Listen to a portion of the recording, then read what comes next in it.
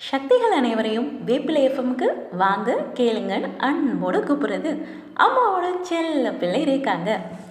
மருவத்தூர் வர பக்தர்களுக்கும் தொண்டர்களுக்கும் அம்மா கனவுல நிறைய காட்சி கொடுத்துருப்பாங்க.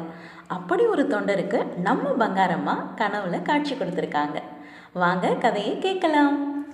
சுமார் 15 வருஷமாக நான் சக்தியோட பக்தனா இல்லை, சக்தியை வழிபடும் ஒரு பித்தனாக தான் வாழ்ந்து வந்தேன். எந்த கோயிலுக்கு போனாலும் அம்மன் சன்னதிக்கு போன உடனே என் மனசு உருகிடும், கண்களில் தண்ணீர் வந்துடும். ஆனால் இவ்வளவு இருந்தும் மேல்மருவத்தூர் அன்னையிடம் மட்டும் எனக்கு ஆரம்பத்தில் அவ்வளவு ஈடுபாடு வரல. ஏனோ தெரியல.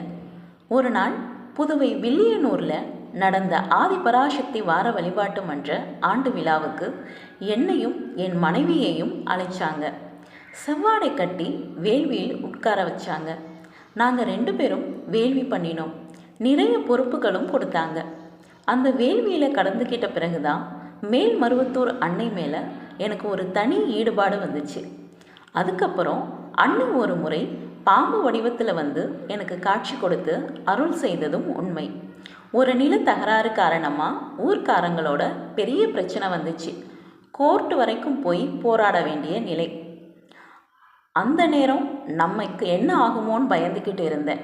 ஆனால் அந்த கஷ்ட நேரத்தில் அண்ணி என் பக்கத்தில் நின்று என்னை காப்பாற்றினார். அவளோட கருணை முழுசாக என் மேலே பொழிஞ்சது.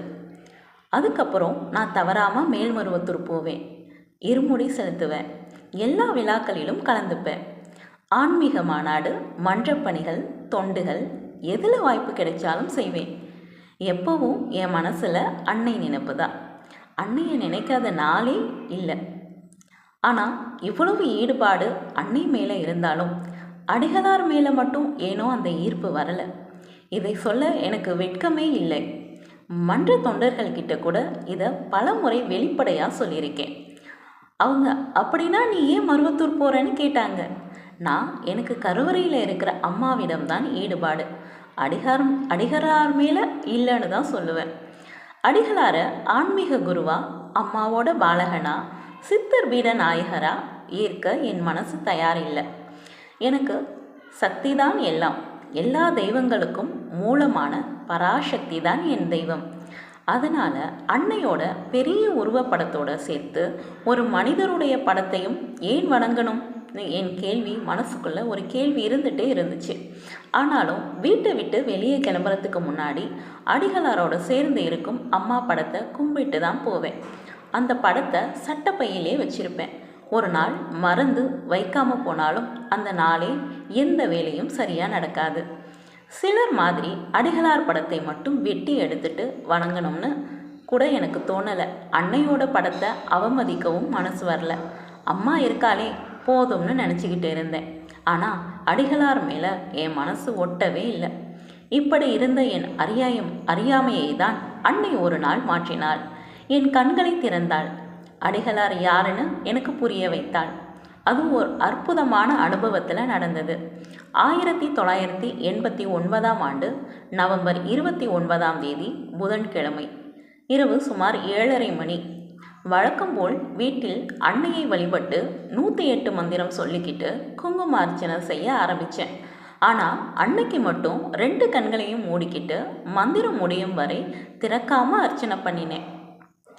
அப்போது நான் பார்த்த காட்சியை எப்படி சொல்வதுனே தெரியல. பூஜை ஆரம்பித்தது என் வீட்டில். ஆனால் சில நொடிகள்லேயே நான் மேல்மருவத்தூர் கருவறையில் அன்னைக்கு நேராக எதிரே நின்று குங்கும அர்ச்சனை பண்ணுற மாதிரி தெரிஞ்சுது. நான் தூவுற குங்குமம் சுயம்பு மேலே விழுந்து பொங்கி வழிஞ்சது. அங்கே இருந்தவங்க எல்லாரும் அதை அள்ளி அள்ளி எடுத்துக்கிட்டு இருந்தாங்க. ஆனால் குங்குமம் குறையவே இல்லை. அந்த நேரத்தில் திரு பங்காரு அடிகளார் வந்தார். கொஞ்ச நேரத்துக்கு பிறகு அவர் 4 கரங்களோடு சிவந்த நிறத்தில் நின்ற ஆதிபராசக்தி வடிவமாக காட்சி தந்தார். வானத்திலிருந்து தேவர்கள் பூமாரி பொழியிற மாதிரி இருந்தது. அந்த காட்சியை பார்த்த எல்லோரும் ஆனந்த கண்ணீர் வடித்தாங்க. அந்த அருள் தரிசனத்தை வார்த்தைகளால் விவரிக்கவே முடியாது. அந்த ஒரு காட்சியே என் வாழ்க்கையை முழுக்க மாறிடுச்சு. நானும் அடிகளாரும் வேற வேற இல்லை. அவர் மூலமாக தான் இந்த கலியுகத்தில் நான் அருள் செய்கிறேன். அதனால் அவரை ஆன்மீக குருவாக ஏற்றுக்கோன்னு அன்னை வார்த்தை இல்லாமல் உணர்த்தினாள். அன்னையோட அந்த அருளுக்கு பிறகு அடிகளாரை நான் வேறுபடுத்தி பார்க்கவே இல்லை. அவர் அன்னையின் அருள் வடிவம் என்பதை முழு மனதோடு ஏற்றுக்கிட்டேன்.